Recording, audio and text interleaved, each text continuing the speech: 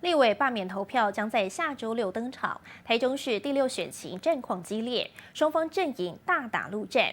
国民党立委罗廷伟在民众党主席黄国昌的陪同下，从南区服务处出发进行车扫行程，沿途有不少民众支持赞虾。而罢免团体一早来到人声鼎沸的向上市场，呼吁民众要提醒在外的游子们，务必要回家投下神圣的一票。罢免团体一早来到向上市场展开扫街拜票，希望民众7月26号可以出门投下神圣的一票。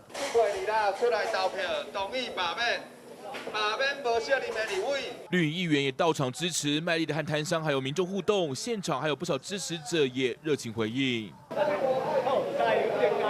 距离投票倒数最后1周，罢免团体选择选区内最大的建国市场和向上市场扫街，呼吁民众务必要提醒在异乡打拼的游子，也别忘了回家投票。在最后这个阶段，让大家知道726这场选举是攸关国家未来的非常关键的一场选举。而在人声鼎沸的市场，也有民众发出不同的声音。